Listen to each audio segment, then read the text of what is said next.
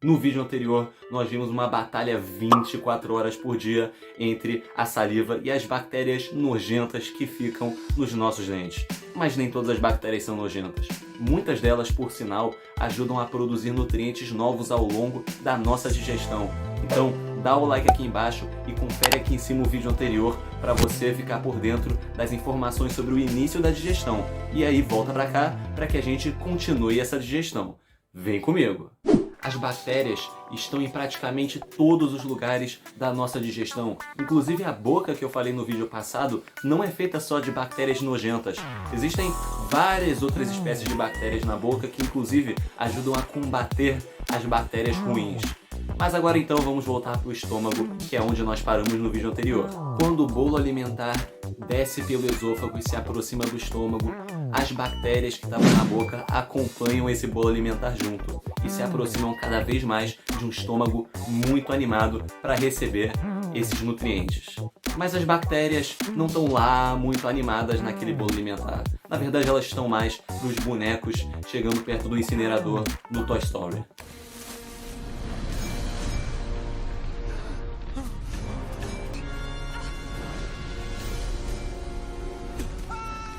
Não é à toa que eu chamei esse órgão de monstro. Ele aterroriza qualquer invasor que entre lá dentro. As paredes do estômago produzem um suco gástrico cheio de armas mortíferas, inclusive o ácido clorídrico, que cria dentro do estômago um ambiente inabitável. Sem falar nas enzimas do suco gástrico, que são feitas para digerir proteínas e gorduras. E, por coincidência, a superfície da maioria das bactérias é rica em proteínas e gorduras.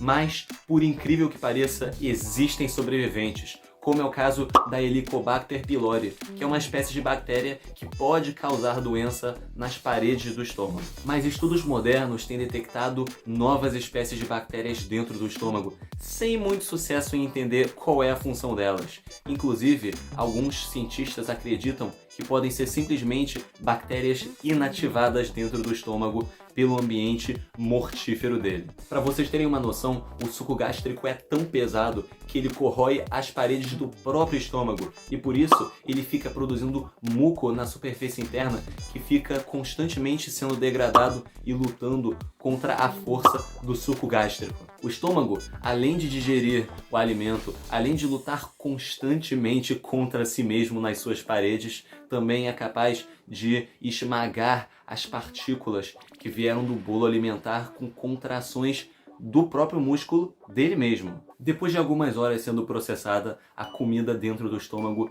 já é praticamente uma pasta líquida, pronta para ir para o intestino. Mas antes de ir comigo até o intestino, não esquece de dar o like no vídeo, de se inscrever no canal e apertar o sininho para você ficar por dentro desses conhecimentos toda semana que a escola não te ensina. Então agora, vamos continuar a digestão. Antes de falar do que vai acontecer, vamos lembrar vagamente o que já foi digerido. O amido já começou a digestão lá na boca, só que essa digestão foi interrompida pelo estômago que desativou as amilases, as enzimas que digerem o amido. E logo depois, no estômago, as proteínas já foram parcialmente quebradas e já estão até mais flexíveis para serem ainda mais digeridas mais para frente. E as gorduras já começaram levemente a digestão delas. Mas o que vem por aí é o químico do corpo humano, que é o intestino, que tem esse nome por causa da riqueza de enzimas e de substâncias químicas que ficam dentro dele para digerir o alimento. Estamos no início do fim. E os bastidores aqui na região do intestino são o fígado, a vesícula biliar e o pâncreas. O fígado produz um líquido verde amarelado chamado bile, que é armazenado temporariamente na vesícula biliar. Enquanto que o pâncreas produz um líquido, o suco pancreático, que é rico em várias enzimas diferentes e em antiácido, feito justamente para combater os restinhos de ácido que vieram junto com o alimento do estômago. Por isso, a primeira parte do intestino, o duodeno, não tem lá muitas bactérias, até porque ele recebe todos esses líquidos que eu falei dos bastidores e inclusive enzimas da própria parede do intestino. É bem ativo lá dentro. Mas esse tubo é bem curtinho. Esse líquido cheio de nutrientes, então, passa pelo jejuno e o íleo, regiões mais longas do intestino, que ele passa mais lentamente, sendo digerido pelo coquetel do pâncreas e da parede do intestino.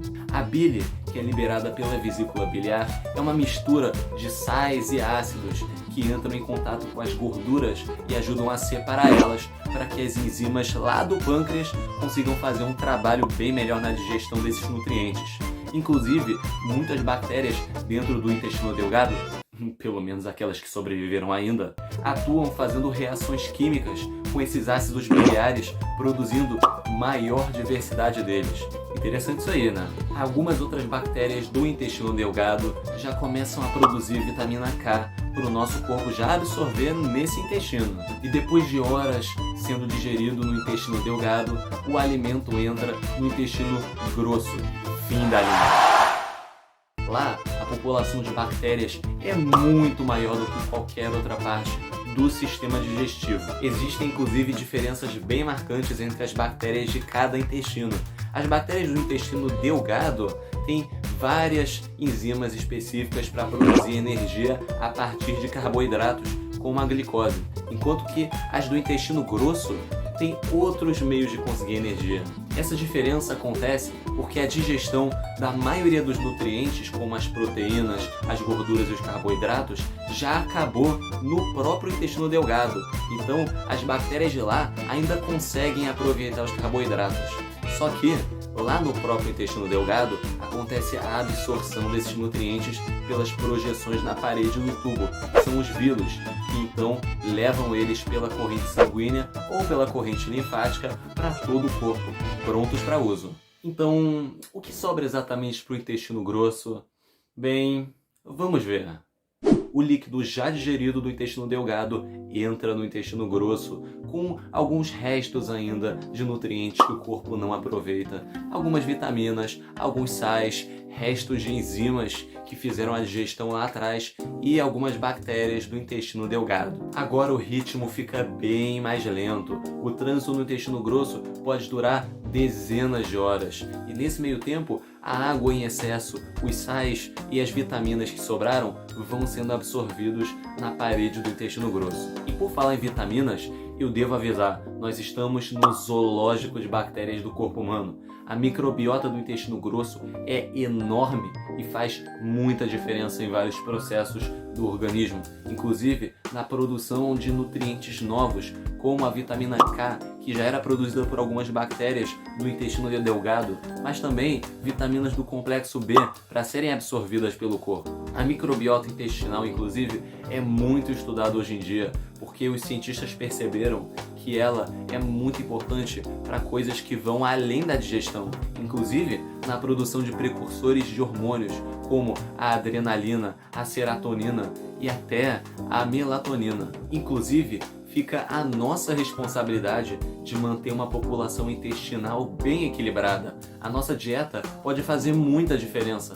Uma dieta mal equilibrada durante anos pode fazer uma superpopulação de algumas espécies da microbiota, enquanto que a redução de outras populações, ou talvez até a extinção delas. Enquanto a comida está sendo seca, podemos lembrar daquela coisa inútil que fica lá no início do intestino grosso.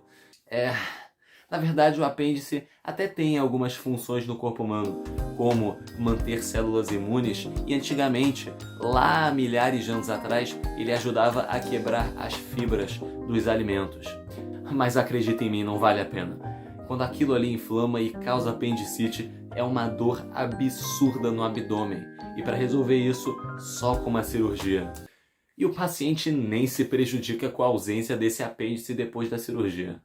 Chegamos no momento que eu pessoalmente não queria falar muito dele, mas vamos lá, vamos falar sobre fezes. E para começar eu vou acabar com um mito, que é aquele famoso o cocô é tudo aquilo que sobra do que a gente come. Isso aí é uma meia verdade, mais uma sobre o sistema digestivo. Então, sejamos honestos, na maioria das vezes, em média, 3/4 das fezes são água pura.